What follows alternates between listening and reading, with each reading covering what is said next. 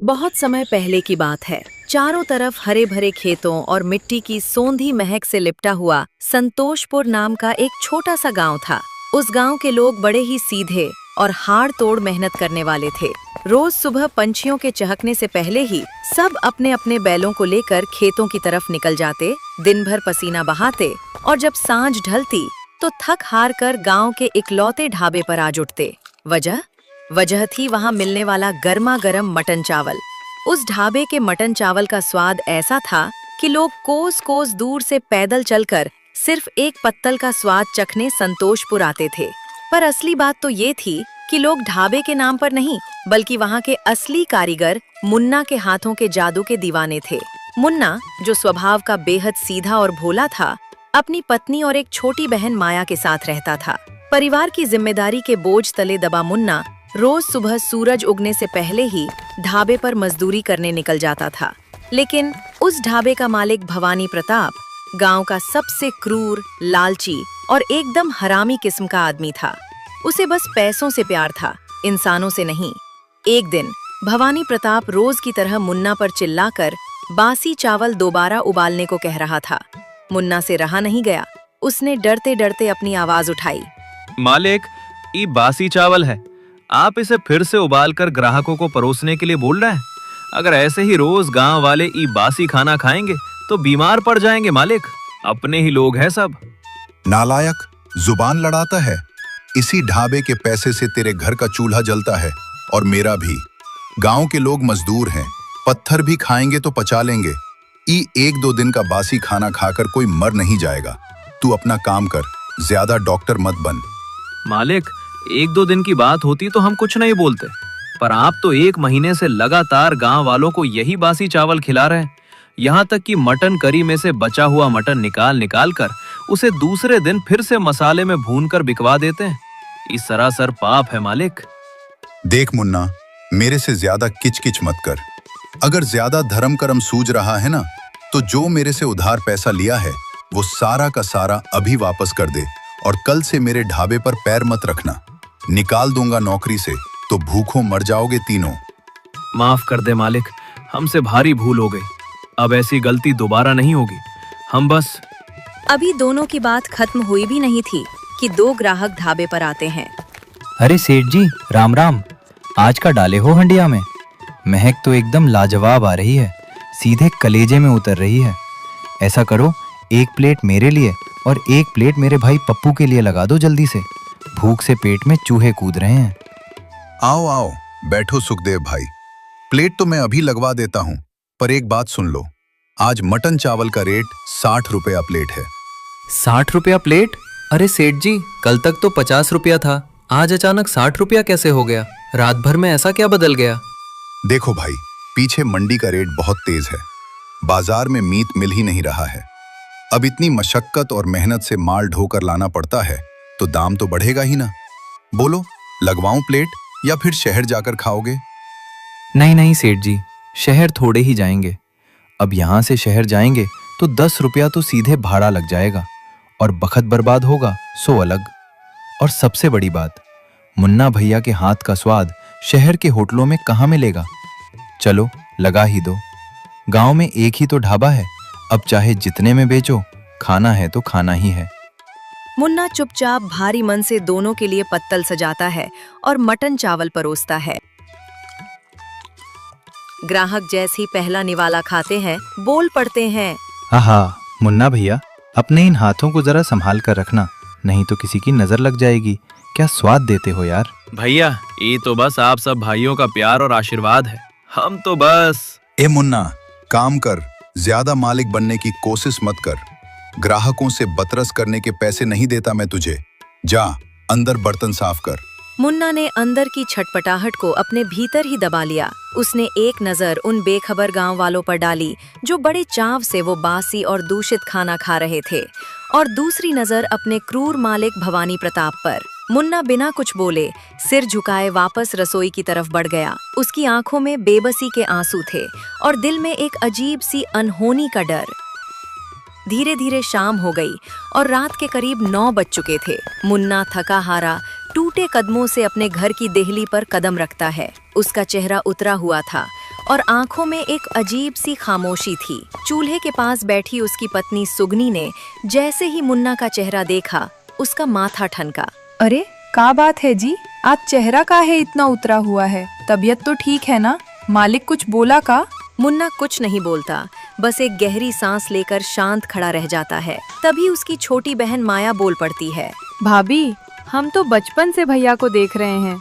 इनका ये उतरा हुआ चेहरा गवाही दे रहा है कि आज जरूर उस कसाई ढाबे वाले ने भैया को उल्टा सीधा बोला है।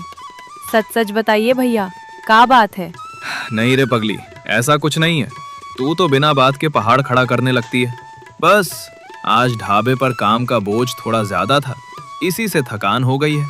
भगवान करे सब ठीक हो, बस किसी तरह उस भवानी प्रताप का दिया हुआ कर्ज खत्म हो जाए तो हम लोग इस गुलामी से छूटें।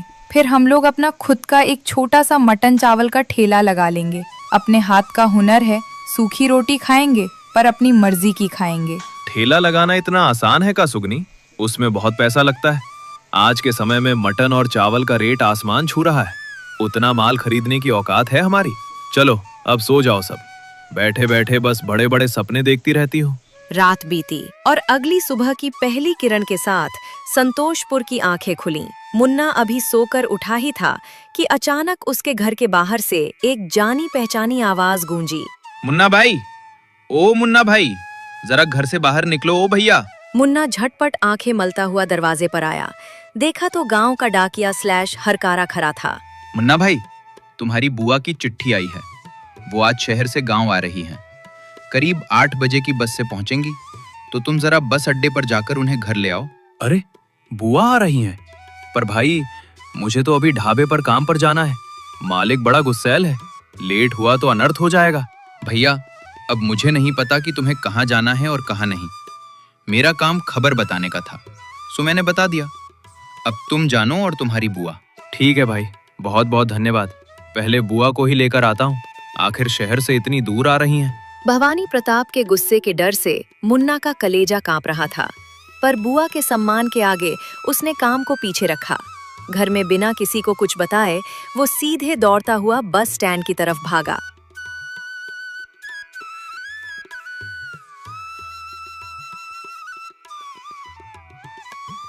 जैसे ही बस रुकी, बुआ को उतरते देख मुन्ना के उसने बुआ के पैर छूकर आशीर्वाद लिया, उनका झोला उठाया और बिना वक्त गवाए उन्हें तुरंत घर लाकर छोड़ा।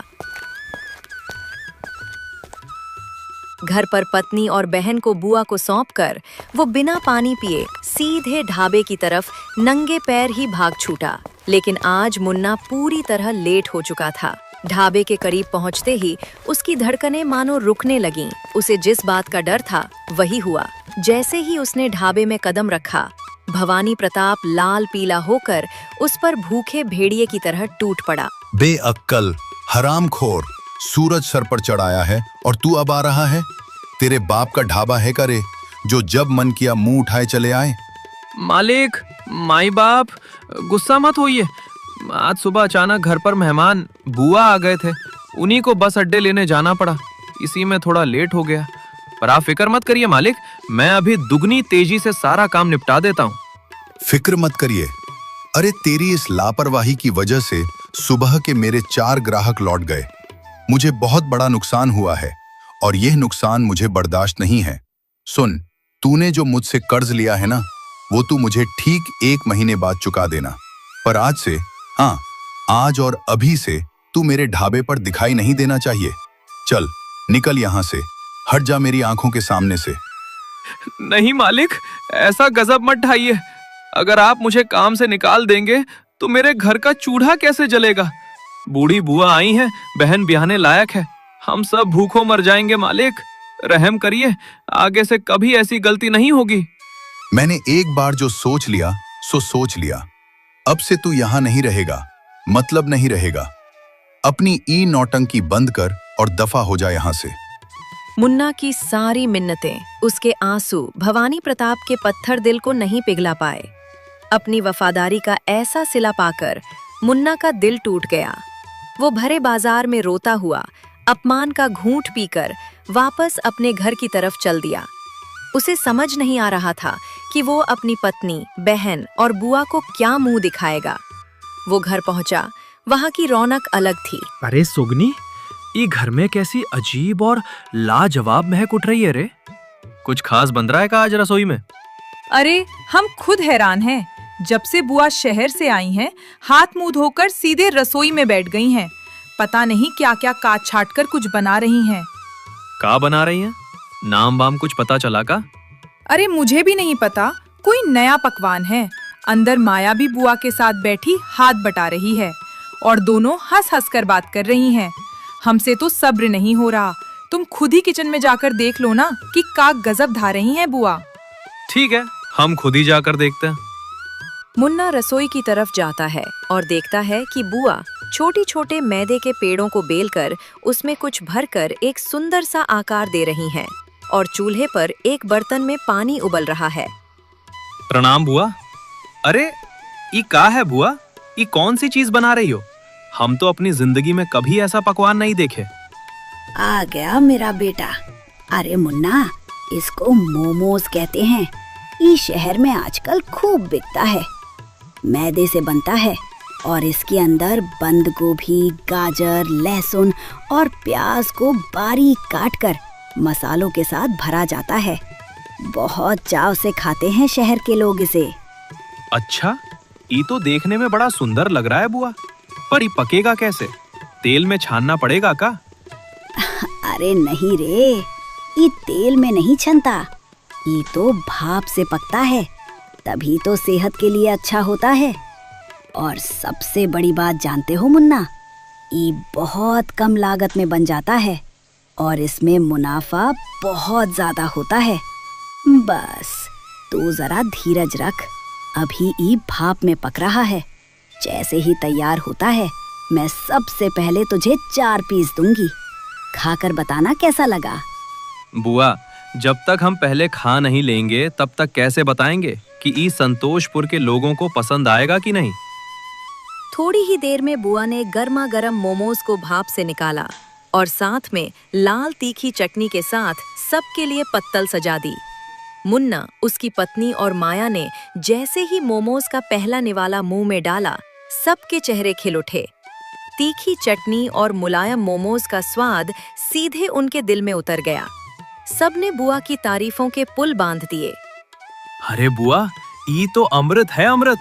मुन्ना के हाथ का मटन चावल भी इसके आगे फीका लग रहा है। क्या गजब स्वाद है। तभी बुआ का ध्यान मुन्ना के चेहरे पर जाता है। वो भांप जाती हैं कि कुछ गड़बड़ है। सब तो ठीक है बेटा, पर तू अचानक दोपहर में घर कैसे आ गया? तू तो ढाबे पर काम पर जाता था ना इस समय। बुआ, आज सुबह आपके चक्कर में हम लेट हो गए थे, तो मालिक ने बहुत गुस्सा किया। उसने हमारी एक नहीं सुनी और हमें काम से निकाल दिया। अब नौकरी छूट गई है बुआ। कुछ समझ नहीं आ रहा कि आगे क्या करूं, परिवार कैसे पालूंगा। घर में सन्नाटा छा जाता है। पत्नी और बहन की आंखों में चिंता की लकीरें उभर आती हैं, पर बुआ मुस्कुराती हैं। अरे पगले, रोता काहे है? जो होता है अच्छे के लिए होता है। अगर तू बुरा ना माने तो मैं यहाँ 1 हफ्ते के लिए आई हूँ। इस 1 हफ्ते में मैं तुझे, बहू को और माया को सबको एकदम बढ़िया मोमोज बनाना सिखा दूंगी। तू भवानी के ढाबे की गुलामी छोड़ और अपना खुद का मोमोज का ठेला लगा। कम का पैसे में बहुत भारी फायदा है इसमें।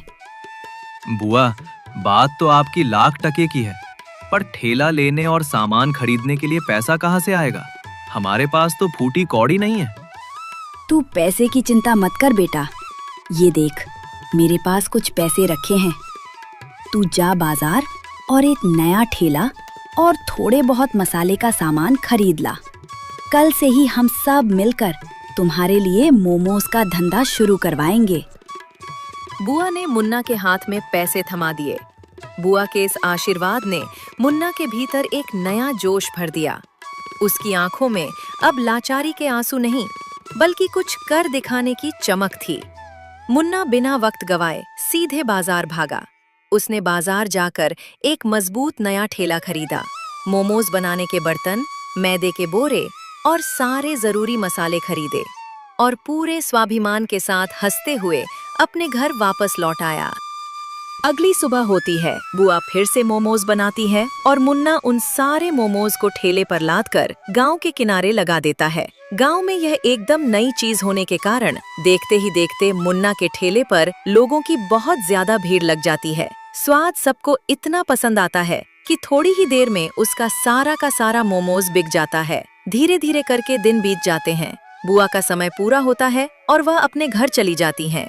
लेकिन तब तक मुन्ना मोमोज बनाना पूरी तरह से सीख गया था। काम अच्छा चलने के कारण मुन्ना उस ढाबे वाले के सारे पैसे भी चुकता कर देता है। अब वह रोज की तरह उसी जगह पर अपना ठेला लगाता है और खुशी खुशी गांव वालों को मोमोज खिलाता है। मुन्ना की यह कहानी हमें यही सीख देती है कि जिंदगी में कभी हार नहीं माननी चाहिए, चाहे जितनी भी मुश्किलें आ जाएं।